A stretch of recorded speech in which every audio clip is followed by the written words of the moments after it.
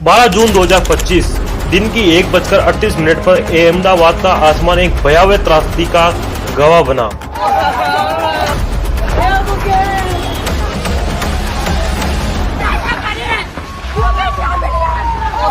Air India की एक flight AI-171 Boeing 7878 Dreamliner London के लिए उड़ान भरते ही मेघानी नगर के एक रिहायशी इलाके में क्रैश हो गया।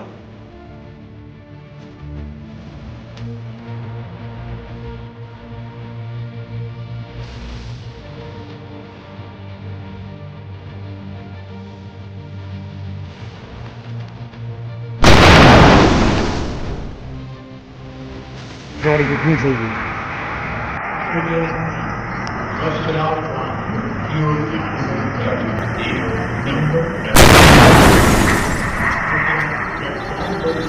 इस विमान में 230 यात्री और 12 चालक दल के साथ टोटल 242 यात्री सवार थे। ये हादसा इतना भयानक था कि हादसे ने 274 जिंदगियां छीन ली और इसके अंदर गुजरात के पूर्व मुख्यमंत्री विजय रूपाणी भी शामिल थे और उनके साथ ही उनकी पत्नी। तो दोस्तों, क्या थी इस हादसे की असली वजह? ब्लैक बॉक्स से लेकर प्रत्यक्षदर्शियों के बयानों तक पूरे हादसे की कहानी को समझने की कोशिश करते हैं आज के इस वीडियो में।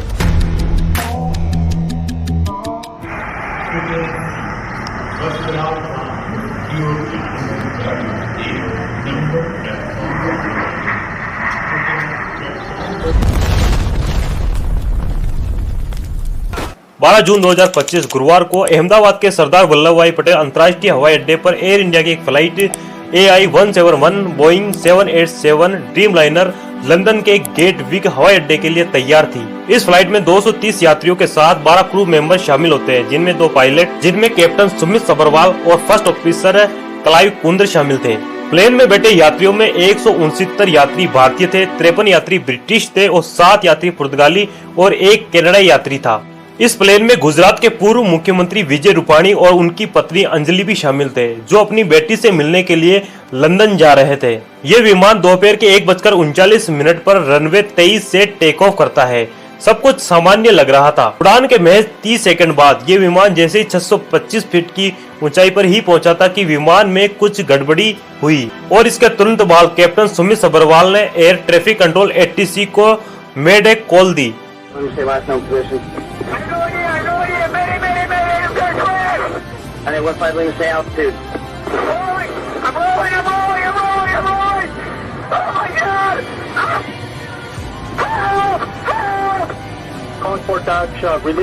जो कि विमान में किसी भी आपातकालीन स्थिति को देखते हुए दी जाती है और इसका सीधा सा मतलब था कि विमान अब गंभीर खतरे के अंदर है। DGCA के अनुसार कैप्टन सुमित सब्रवाल ने ATC कंट्रोल टावर को यह सूचना दी कि विमान में कुछ खराबी आ गई है, लेकिन इसके कुछ सेकंड बाद ही विमान का ATC से संपर्क टूट गया और ATC को कोई जवाब नहीं मिला और इसके बाद विमान तेजी से अपना नियंत्रण खोते हुए नीचे की ओर आ रहा था और ये विमान -475 प्रति मिनट की रफ्तार से नीचे की तरफ गिर रहा था और फिर दोपहर के 1:40 पर यह विमान टेक ऑफ के 60 सेकंड बाद ही मेघानी नगर के एक रिहायशी इलाके में BG मेडिकल कॉलेज के एक हॉस्टल पर जा गिरा और जहां पर यह प्लेन क्रैश हुआ वो हवाई अड्डे से महज 2 किलोमीटर की दूरी पर था और प्रत्यक्षदर्शियों ने यह बताया कि धमाका इतना तेज था कि जैसे कोई बम फटा हो और फिर सब धुआं हो गया हो। विमान का एक हिस्सा BG मेडिकल हॉस्टल के एक हिस्से से टकराया और दूसरा हिस्सा आग के गोले के अंदर तब्दील हो गया।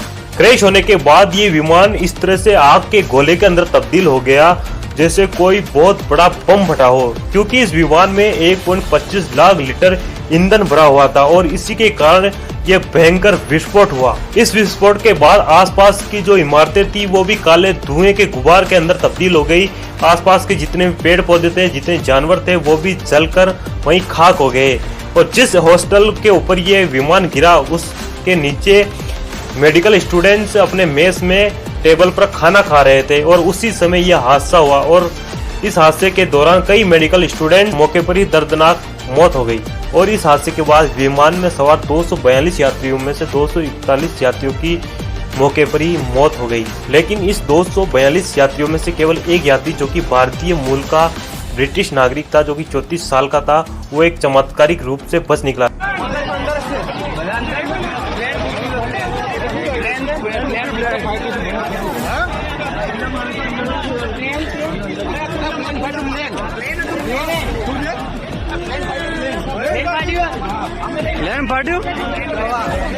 जो कि विमान में 11A सीट पर जो कि एग्जिट गेट के पास थी वहां पर बैठा था और वो इस दुर्घटना के तुरंत बाद विमान एग्जिट गेट से बाहर की ओर छलांग लगा दी और जिस कारण वो इन 242 यात्रियों में से केवल वो एक अकेला ही जिंदा बच पाया।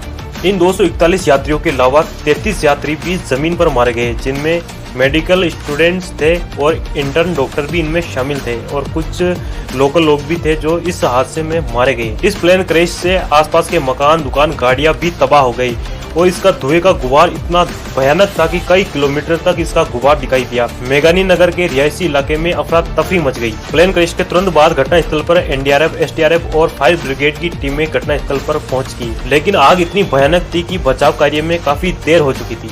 घायलों को सिविल अस्पताल और यूएन मेहता हॉस्पिटल ले जाया गया। केंद्रीय गृह मंत्री अमित शाह और नागरिक उड्डयन मंत्री राम मोहन नायडू भी घटनास्थल पर पहुंचे। शाम को 5 बजे विमान का ब्लैक बॉक्स हॉस्टल की छत से बरामद किया गया। यह फ्लाइट डेटा रिकॉर्डर और कॉकपिट वॉइस रिकॉर्डर हादसे के कारणों को समझने की कुंजी है। ब्लैक बॉक्स को विश्लेषण के लिए दिल्ली की एक लैब में भेजा गया। डीजीसीए के अनुसार जांच में 3 महीने लग सकते हैं। विमान दुर्घटना जांच ब्यूरो AAIB ने ICAO के प्रोटोकॉल के तहत जांच शुरू कर दी है। बोइंग और अमेरिका की NTSB और ब्रिटेन की AAIB भी जांच में सहयोग कर रही है। नागरिक उड्डयन मंत्री राम मोहन नायडू ने एक उच्च स्तरीय समिति गठित करने की घोषणा की है। डीजीसीए ने बोइंग 787 के सभी विमानों की उच्च स्तरीय जांच के आदेश दिए हैं और इस हादसे के बाद टाटा ग्रुप, जो कि एयर इंडिया को भी हैंडल कर रहा है, उसने मृतकों के परिवार को 1-1 करोड़ रुपए मुआवजा देने की घोषणा की है। दोस्तों, इस विमान हादसे में मरने वाले लोगों के जो शव थे, इस प्रकार उनकी स्थिति हो गई कि उनकी पहचान के लिए सरकार द्वारा DNA टेस्टिंग प्रक्रिया शुरू करनी पड़ी। 12 जून 2025 का हादसा यह सिर्फ एक तारीख नहीं है, बल्कि 274 परिवारों की टूटी हुई एक उम्मीद की कहानी है। ब्लैक बॉक्स शायद हमें इस हादसे की पूरी सच्चाई बता दे, लेकिन इस हादसे में जो जिंदगियां गई है वो कभी वापस नहीं आ सकती। हमारी संवेदना पीड़ित परिवारों के साथ है और इस हादसे से हमें सबक लेना होगा ताकि भविष्य में कभी भी ऐसा हादसा ना हो। दोस्तों, इस सच को ज्यादा से ज्यादा लोगों तक पहुंचाएं, इस वीडियो को ज्यादा से ज्यादा शेयर करें ताकि लोगों को इस घटना की संपूर्ण जानकारी मिल सके। और दोस्तों, लास्ट में मैं यही कहना चाहूँगा, अगर वीडियो आपको अच्छी लगी तो वीडियो को लाइक करें, शेयर करें और चैनल पर नए हो तो चैनल को सब्सक्राइब जरूर कर देना, क्योंकि ऐसी इंफॉर्मेटिव वीडियो मैं आपके लिए लाता रहता हूँ। तो दोस्तों, आज के लिए फिलहाल इतना ही। मिलते हैं नेक्स्ट वीडियो में।